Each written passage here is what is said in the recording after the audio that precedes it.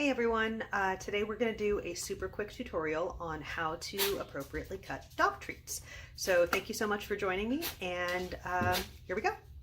Alright, so first thing is you gather all your supplies.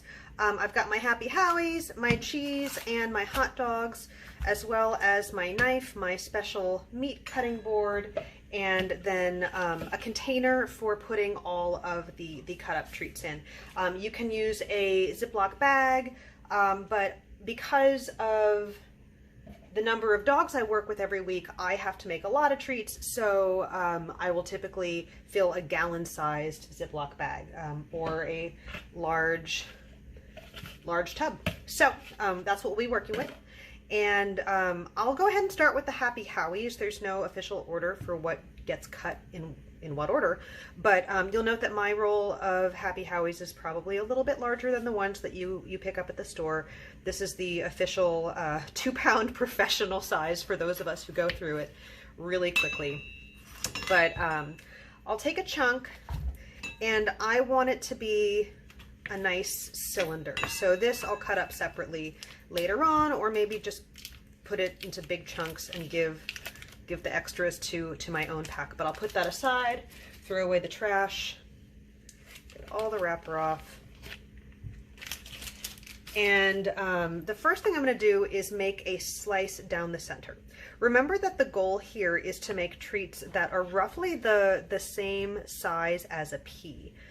So I've got that first center slice, and then I'll go and make these narrow cuts through the half that I made, and then flip it onto its side.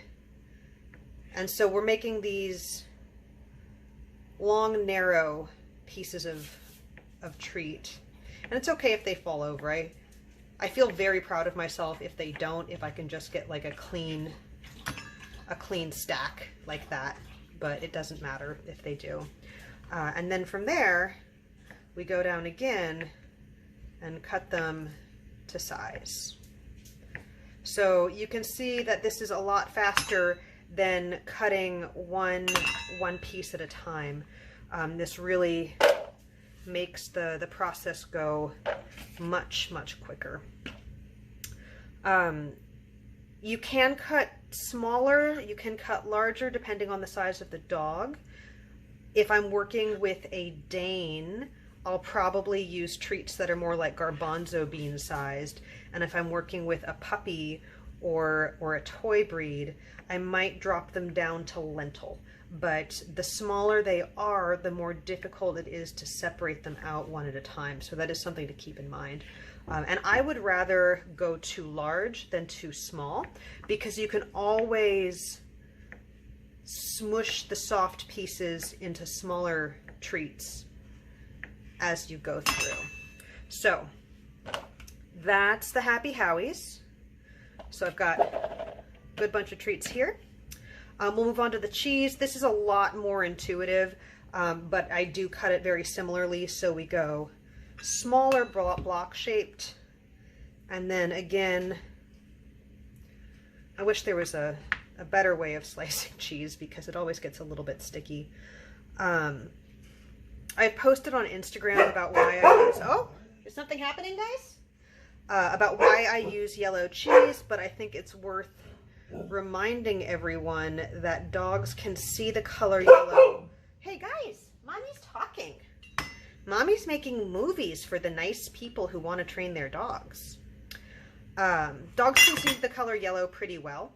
So that can be really helpful if you're working with a dog who's just learning how to find treats that you've tossed, or you're working on the ground. So this is the type A, need to get everything right person in me is a little bit irritated by the width difference there, but I'll get over it. And so yellow cheese to me is far superior to white cheese when it comes to dog treats. And there is nothing happening outside, so the dogs are just wanting their 15 minutes of fame. So Here we go. All the little pieces. Cheese is much harder to work with.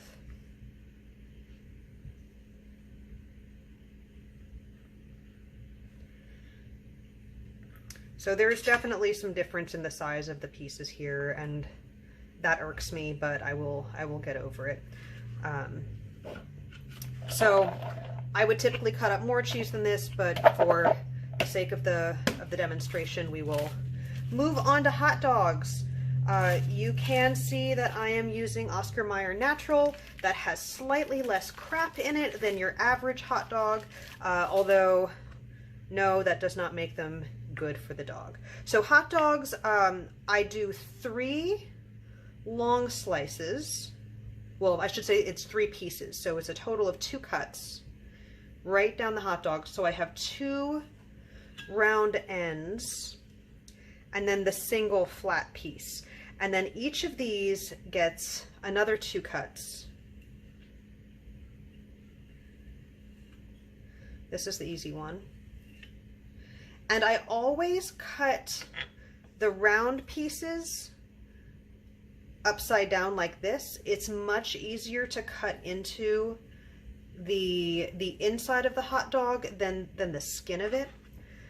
And then again, I'll take those strips and cut them.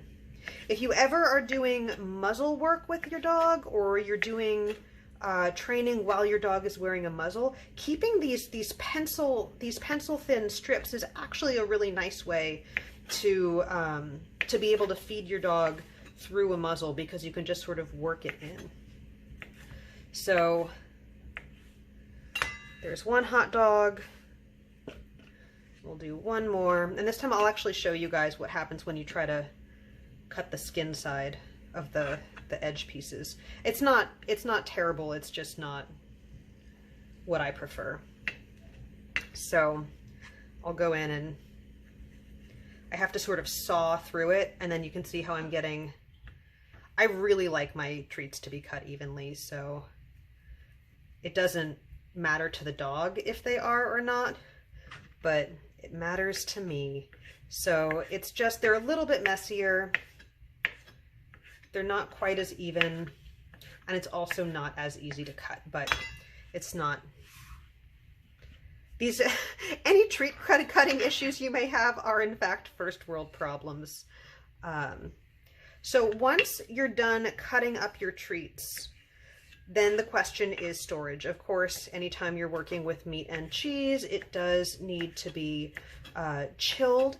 I keep my treats in the freezer.